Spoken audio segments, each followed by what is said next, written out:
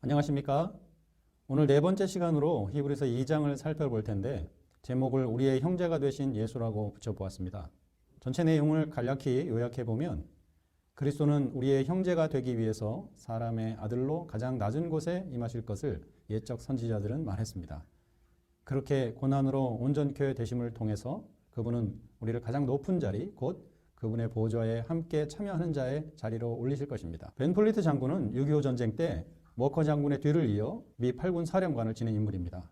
보시는 사진은 벤폴리트 장군과 그의 아들 제임스 중위가 60세 생일을 축하하는 모습입니다. 그의 아들 제임스 벤폴리트 중위는 B-26 폭격기 조종사로서 1952년 4월 4일 새벽 3시경 북한의 순천 지역에서 야간 폭격 임무를 수행하던 중 적의 대공포에 맞아 실종되었습니다. 이후 북한, 중국, 러시아 등의 포로 수용소에 수용되었다가 사망한 것으로 전해집니다. 참모들이 수색작전을 펴서 시신이라도 찾아야 한다고 건의했지만 다른 작전이 내 아들을 찾는 것보다 더 중요하다고 말했다고 합니다. 6.25 전쟁에 참전한 미군 현역 장성 아들은 142명이었으며 그 가운데 35명이 전사하거나 부상을 입었다고 합니다. 아이젠하워 원수의 아들 존 소령은 미 3사단 대대장으로 낙동강 전투에 참여했고 미 8군 사령관을 지낸 워커 장군의 아들 샘 대위는 중대장으로 참전했습니다. 유엔군 총사령관 클라크 장군의 아들 빌 대위는 단장의 능선 전투에 참전해 부상을 입고 이후 부상 후유증으로 사망했다고 합니다. 생각보다 많은 지휘관들이 아들과 함께 한국전에 참전한 것은 참 놀라운 일인데요. 과연 내가 장군이라면 내 아들을 전장에 보낼 수 있을까? 그것도 남의 나라의 전쟁에 보낼 수 있을까? 이런 생각을 해봅니다. 미국인이지만 우리나라의 전쟁에 귀한 아들을 내보내 그들의 희생을 통해서 오늘 나의 삶이 큰 영향을 받았다는 그 사실을 생각해 볼 때 여러 가지 생각이 드는 것이 사실입니다. 오늘 저희는 히브리서 2장과 함께 그 내용들을 함께 이제 볼 텐데요. 2장 1절로 4절은 1장의 결론적 부분이고 2장 5절로 18절을 중심으로 보겠습니다. 2장의 핵심 단어는 형제입니다. 이 단어에서 그리스도의 인성과 우리의 모본이 되시는 그분의 사역을 이해해 볼 수 있습니다. 1장에서 아들의 위치는 천사보다 승하신 분이었습니다. 그런데 2장에서 우리는 형제를 부르시는 예수님의 위치는 천사보다 잠깐 동안 못하게 하심을 입은 자입니다. 높이 계신 아들이셨지만 가장 낮은 우리와 같이 되신 형제입니다. 우리가 가장 낮은 이유는 죄로 인해서 죽음이 지배하는 영생의 희망이 없는 그런 상태이기 때문입니다. 그냥 버려두면 죄의 삭신 사망으로 가야 하는 존재이기 때문입니다. 그런데 그 위치에서 사람을 위하여 죽음을 맛보려고 오셨다고 설명합니다. 낮은 자리에 그분이 임재하심은 사람을 위해 오신 것입니다. 우리가 갚아야 하는 사망의 빚을 대신하시려 오신 것입니다. 그러려면 우리보다 더 낮아지셔서 그렇게 임재하셔야 했던 것입니다. 핵심 단어인 형제는 그래서 1장에 그리스도와 굉장히 멀리 계신 예수님의 위치를 보여주기도 하지만 또한 두 자리가 굉장히 밀접하게 연결되어 있다는 것도 말해줍니다. 제자들이 서로 높은 자리를 다툴 때 예수님께서 마가복음 9장 35절에 아무든지 첫째가 되고자 하면 무사람의 끝이 되며 무사람을 섬기는 자가 되어야 하리라고 이야기하셨습니다. 낮은 자의 자리가 가장 영광스럽고 존귀한 위치의 근간이라고 말하신 것입니다. 이 자리에 임재하신 주님은 우리를 그래서 형제라고 하시기에 넉넉하셨던 것입니다. 오늘 우리가 살필 히브리서 2장 5절로 18절은 세 부분으로 나눌 수 있습니다. 5절로 8절은 인자 되신 분에게 만물이 복종케 하심을 이야기하고 9절로 10절은 고난으로 온전케 되심을 말하며 11절로 18절은 우리의 형제가 되심으로 볼 수가 있겠습니다.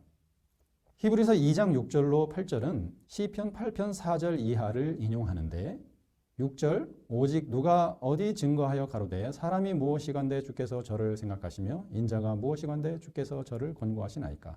7절 저를 잠깐 동안 천사보다 못하게 하시며 영광과 존귀로 간시우시며 8절 만물이 그 발 아래 복종케 하셨느니라 하였으니 만물로 저에게 복종케 하셨은즉 복종치 않은 것이 하나도 없으나 지금 우리가 만물이 아직 저에게 복종한 것을 보지 못하고 9절은 여기 인용된 시편 8편이 예수에 대한 기록이라고 해석합니다.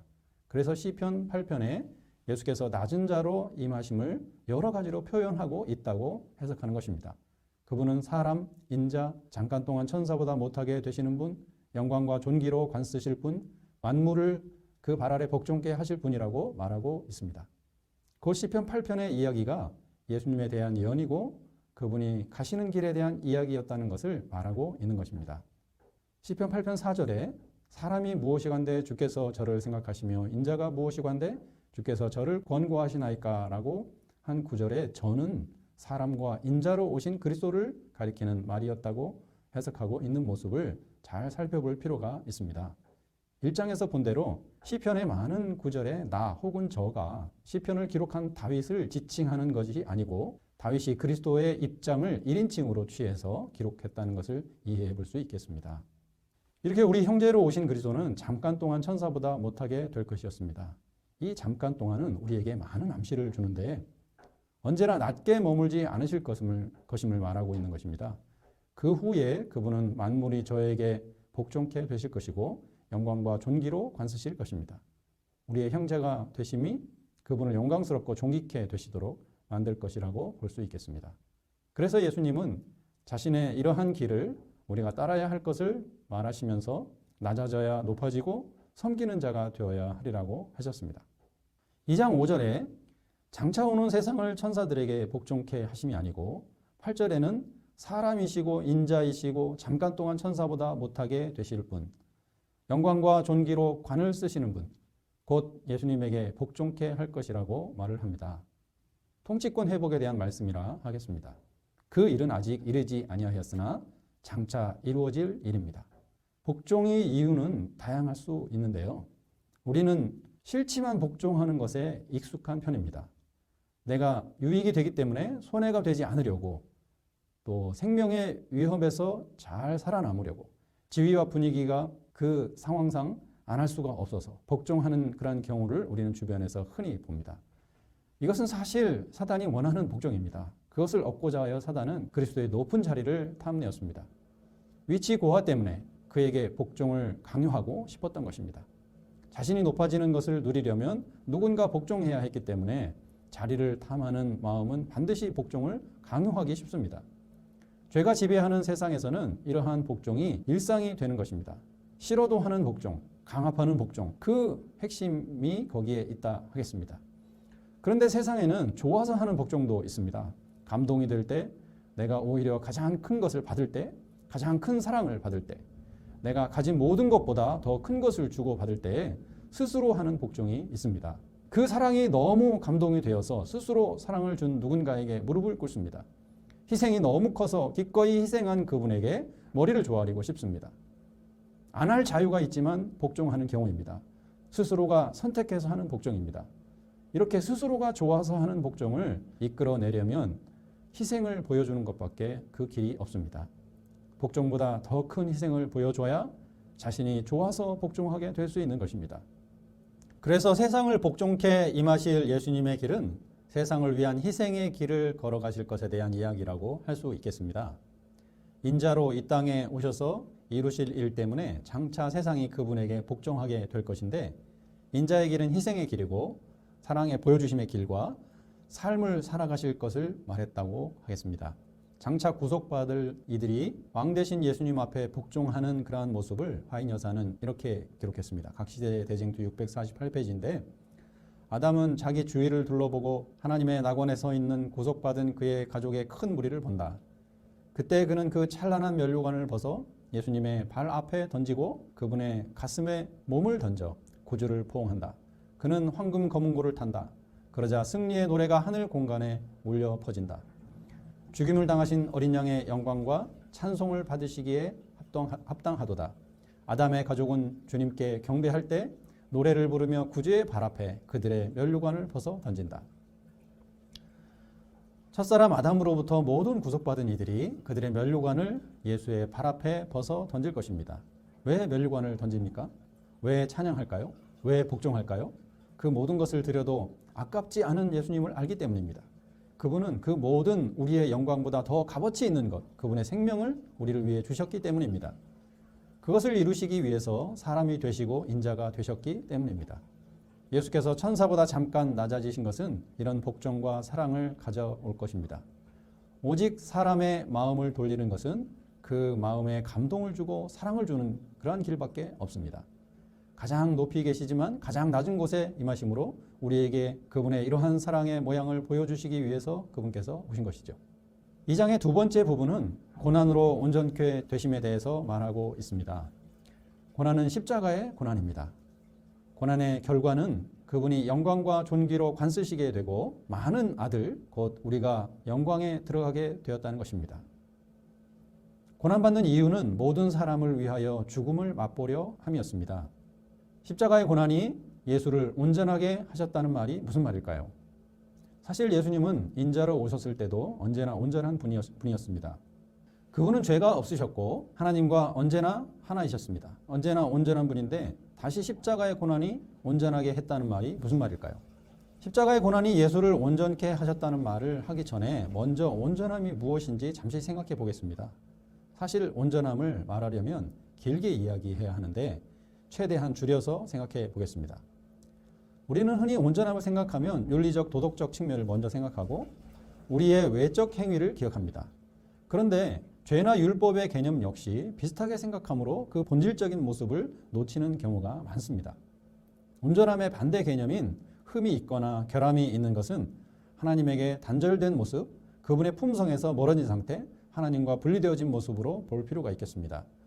온전함은 하나님과 하나인 모습, 그분의 사랑에 충족히 거하는 모습, 그분과 함께 살아가고 삶을 걸어가는 모습을 이야기한다고 하겠습니다.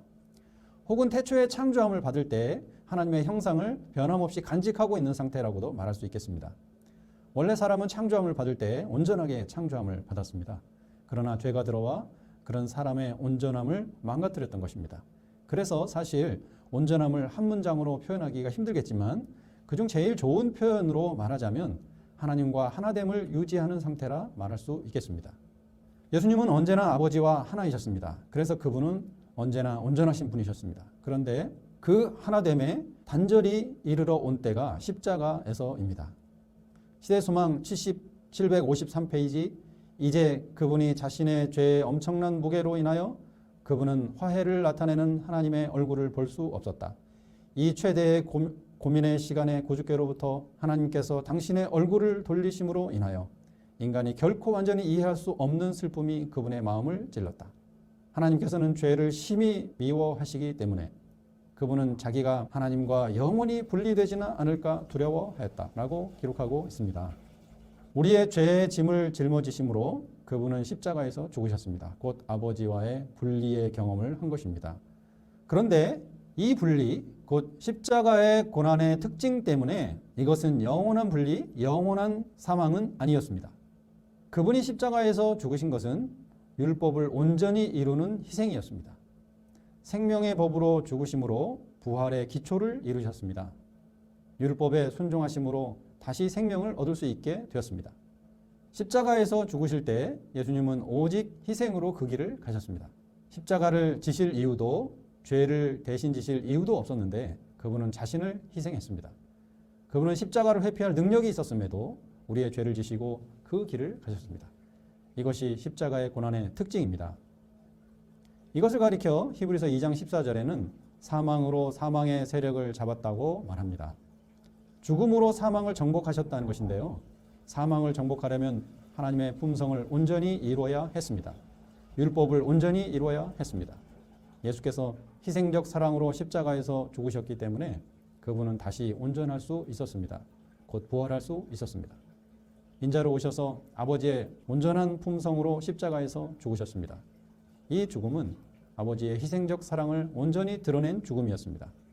곧 한 알의 밀이 땅에 떨어져 죽는 죽음입니다. 자기를 돌보지 않는 죽음입니다. 타인을 위한 죽음이고 사랑입니다. 자기를 미워하는 자는 다시 살리라고 하신 죽음입니다. 그렇게 죽으셨기 때문에 그곳에 다시 부활이 있었습니다. 그래서 부활의 근거는 그분의 죽으심입니다. 로마서 6장 5절에 만일 우리가 그의 죽으심을 본받아 연합한 자가 되었으면 또한 그의 부활을 본받아 연합한 자가 되리라 이야기하시므로 그의 죽으심처럼 죽으면 부활에 참여하는 자가 되겠다고 말씀하셨습니다. 그래서 그분의 십자가의 고난, 곧 죽음은 그분을 온전하게 했습니다. 다시 부활하시고 그분과 같은 품성을 가지고 그분의 길을 따르는 이들에게 부활의 약속을 허락하셨습니다. 십자가의 고난이 하나님의 희생적 사랑을 드러내는 죽음이었기에 부활에 참여할 수 있게 되었던 것입니다. 예수님의 온전케 되심을 정리해 보면 온전함 가운데 있었으나 아버지와의 분리를 경험하셨습니다. 이 분리는 하나님의 희생적 사랑이 있는 죽음이 그 분리의 모습입니다. 그 이후 다시 온전케 되실 수 있었음을 우리가 이해해 볼 수 있겠습니다. 11절로 18절의 세 번째 부분은 그분이 우리의 형제가 되심을 말합니다. 히브리서 2장은 우리의 형제 되신 예수님을 소개하기 때문에 그분의 인성과 관련된 구절이 몇 곳에 등장합니다. 14절, 한 모양으로 혈육에 함께 속하셨다고 말합니다. 혈육에 속하셨다는 것은 우리와 같이 연약함으로 기울어질 가능성을 가지심을 강조하는 것이라고 하겠습니다. 17절, 범사의 형제들과 같이 되셨다고 기록하고 18절, 시험받아 고난당하셨다고 말합니다. 실패의 가능성을 내포하고 있다는 말이 시험받았다는 표현에 있음을 이해할 필요가 있겠습니다. 히브리서 4장 5절, 모든 일에 우리와 한결같이 시험받으신 자로되 죄는 없으시니라고 기록합니다. 히브리서 7장 26절, 거룩하고 악이 없고 더러움이 없고 죄인에게서 떠나 계시다고 말합니다. 히브리서 2장 18절, 자기가 시험받아 고난당하셨은즉 시험받는 자들을 능히 도우시느니라고 기록합니다. 11절은 거룩하게 하시는 자, 곧 예수와 거룩하게 함을 입은 자, 곧 구원받는 이들이죠. 그 모두가 다 하나에서 난 자라고 말하므로 우리와 하나가 되신 분을 드러냅니다. 예수께서 우리와 하나가 되시고 하나에서 난 자가 되신다는 것은 그분의 사역에 있어 굉장히 중요한 부분입니다. 두 가지 측면에서 중요한데, 첫째는 우리와 같은 예수께서 우리의 죄의 짐을 지셨다는 면이고, 둘째는 우리와 같이 되셔서 우리의 모본이 되셨다는 면입니다. 우리와 하나가 되신 예수님의 모습은 그분의 대제사장 사역에서도 중요하기 때문에 히브리서 2장은 히브리서 5장 7장의 대제사장을 설명할 때도 연계가 된다고 할 수 있겠습니다. 11절 마지막에 그분과 우리는 다 하나에서 났다고 기록했습니다. 그런데 어디서 난 것일까요? 예수께서 온전하게 되실 때 희생적 사랑으로 죽으심으로 부활해서 새 생명을 얻으신 것이 그분이 다시 생명을 얻는 길이었습니다. 사랑으로 죽으심이 부활의 원동력이었습니다. 희생적 삶이 그 모든 내용의 온전케 되심의 기초가 된다고 볼 수가 있겠습니다. 우리가 예수님의 가신 그 길을 걸어가면 우리도 생명을 얻을 것입니다. 이것이 생명의 성령의 법입니다. 예수를 본받아 우리가 그렇게 생명을 다시 얻을 것입니다. 우리는 그러므로 그분에게서 나왔고 그 품성을 아버지에게 가지고 오신 예수님 안에 한 형제 되었다고 말할 수 있겠습니다. 예수님의 모습이 우리의 삶에서 늘 함께하고 또 그분과 같이 되고 싶은 그러한 분으로 인식되기 바랍니다. 감사합니다.